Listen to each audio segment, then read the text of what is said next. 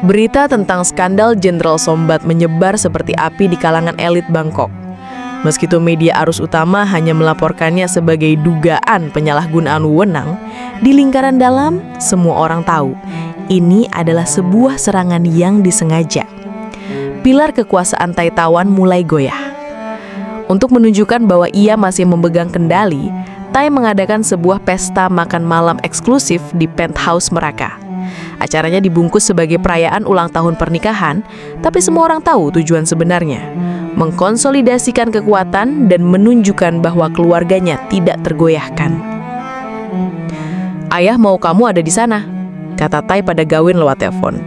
"Tunjukkan pada semua orang bahwa keluarga kita solid." "Baik ya," jawab Gawin, hatinya terasa dingin. Ia tahu ini adalah sebuah ujian. Malam itu saat Gawin sedang mengenakan setelan jasnya yang terasa seperti kostum, Josh berdiri di belakangnya, mengamatinya dari pantulan cermin. "Lo siap buat main teater lagi?" Gawin menoleh, menatap Josh dengan tatapan yang kini penuh keyakinan. "Ini bukan lagi teater, ini panggung perang kita." Josh tersenyum bangga. "Hati-hati, bokap lo pasti bakal ngawasin setiap gerak-gerik lo." "Aku tahu," kata Gawin. "Kamu juga hati-hati." Malam itu, Josh tidak hanya diam di safe house.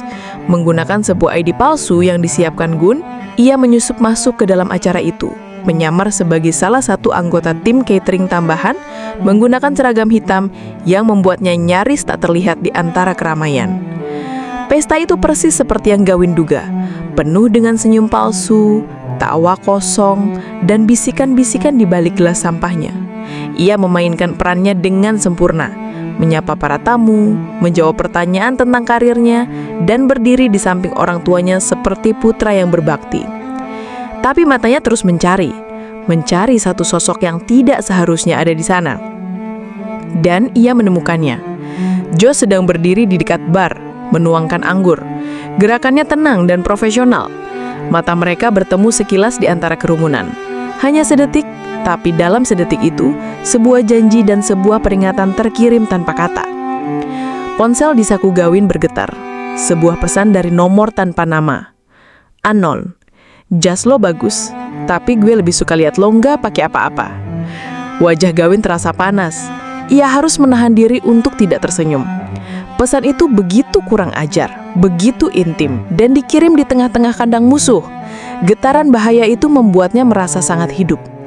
Ia sedang berbicara dengan kolega ayahnya ketika ia merasakan kehadiran seseorang di belakangnya. "Permisi tuan, minuman Anda," kata suara rendah yang begitu ia kenal.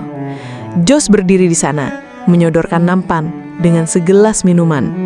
Matanya menatap lurus ke depan, profesional, tapi Gawin bisa melihat kilat geli di matanya.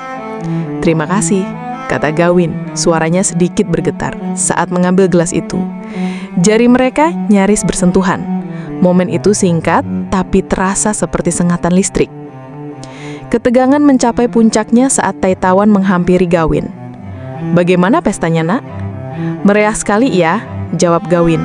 "Bagus," kata Tai. Ia menatap ke sekeliling ruangan. "Ayah dengar Jenderal Sombat sedang ada masalah besar, nak. Politik itu kejam. Salah pilih teman bisa menghancurkanmu dalam satu malam."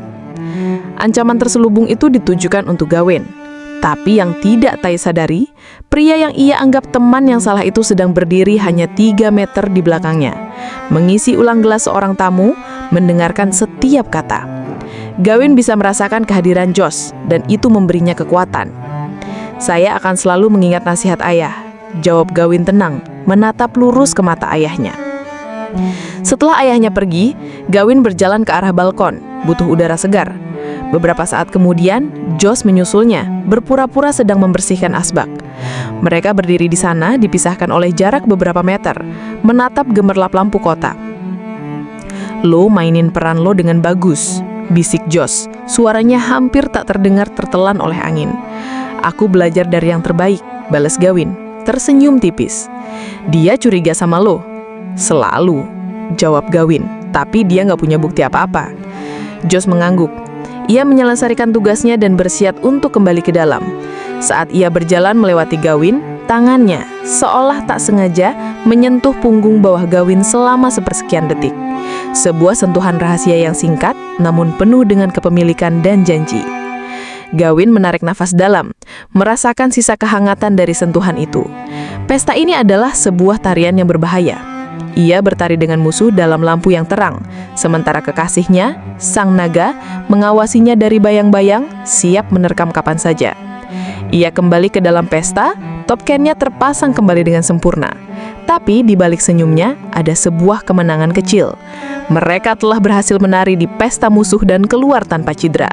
Perang ini masih jauh dari selesai, tapi malam ini, merekalah yang memegang iramanya.